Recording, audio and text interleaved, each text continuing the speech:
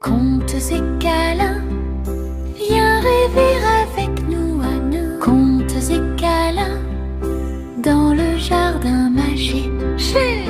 Ouvrons le coffre enchanté, pour une nouvelle histoire à raconter. Bonjour et bienvenue à Contes et câlins. C'est maintenant le moment de notre moment de détente à travers la lecture d'une belle histoire. Est-ce que tu es prêt? Oui. Allons découvrir l'histoire de ce jour. Ginette, est-ce que je peux prendre la baguette? Oui. Allons-y.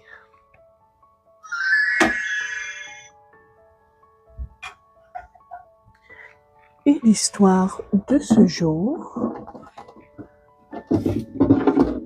s'intitule « C'est pas moi, c'est le loup ». Installe-toi confortablement, je vais commencer.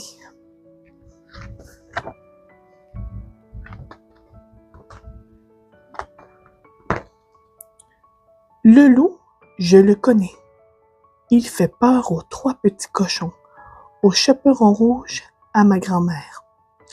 Le loup rôde partout, dans des tas d'histoires et autour de nous.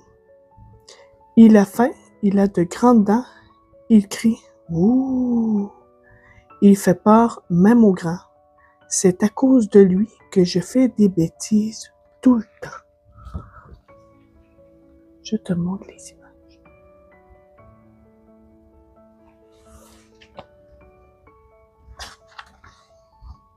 Quand il sort de son bois, je l'aperçois.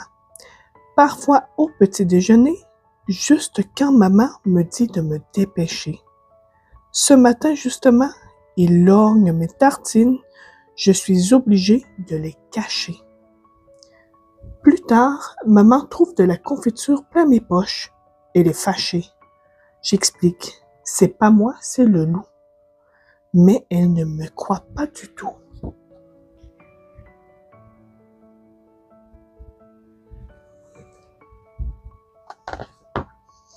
Pourtant, il me suit partout où que j'aille. En classe, je le vois regarder par la fenêtre et fait du lèche-vitrine. Face à tous ces enfants appétissants, il se demande lequel il va pouvoir manger. Il se croit au supermarché. Mais je le surveille du coin de l'œil. Il sait que je l'espionne et de temps en temps, il court se cacher. Quand il réapparaît, il me fait sursauter et je renverse de la peinture sur mes cahiers. La maîtresse n'est pas contente, alors je me défends. C'est pas moi, c'est le loup. Mais elle ne me croit pas du tout.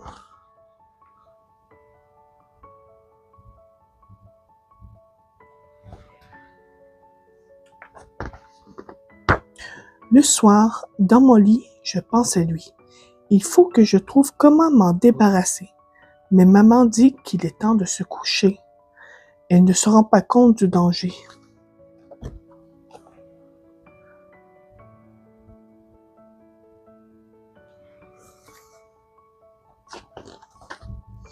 Heureusement, j'ai mon ours Igor. Igor, c'est le plus fort. Les ours, c'est plus fort que les loups. Papa est d'accord avec moi. Cette nuit, c'est décidé. Je vais tendre un piège à ce loup. Avec Igor, nous avons un plan. Nous avons mis des petites voitures autour du lit. Si le loup approche, il est cuit. Il va rouler dessus, tomber sur le museau et se casser les dents. Il ne pourra plus manger que de la purée. Ce sera bien fait.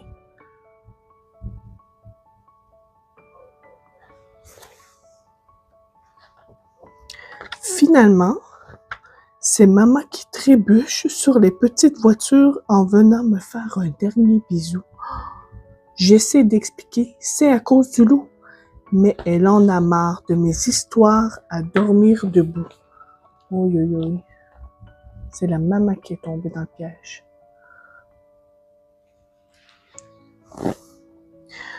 Le lendemain, je demande à ma grand-mère si elle a déjà été avalée par un loup. Elle rit. Elle me dit de ne pas m'inquiéter, qu'elle n'ouvre pas la porte à n'importe qui. Elle ajoute qu'il peut venir. Elle le chassera à coups de chaussures, de balais ou de poêle à frire. J'aimerais bien voir ça. Ça me ferait bien rire.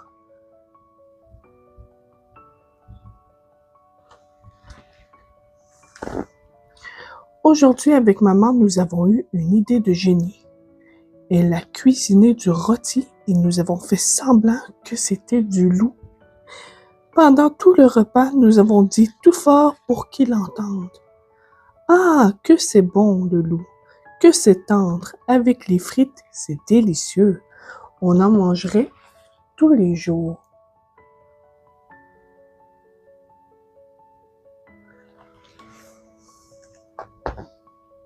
Depuis, il ne fait pas trop le malin, le loup.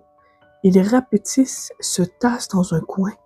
Il commence drôlement à s'inquiéter. C'est une bonne technique.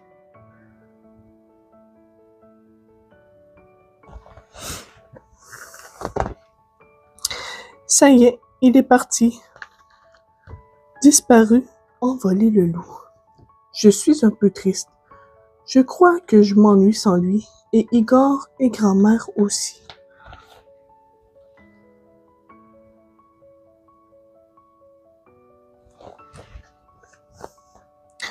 Ce soir, maman est très fâchée et crie qu'il y a encore plein de bazar dans ma chambre.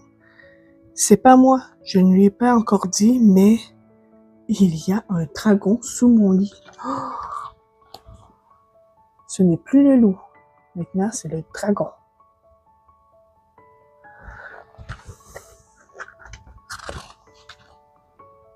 Et c'est la fin de notre belle histoire de C'est pas moi, c'est un loup.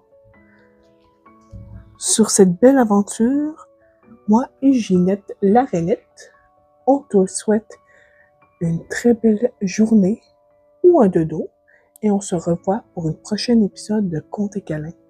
Bye bye!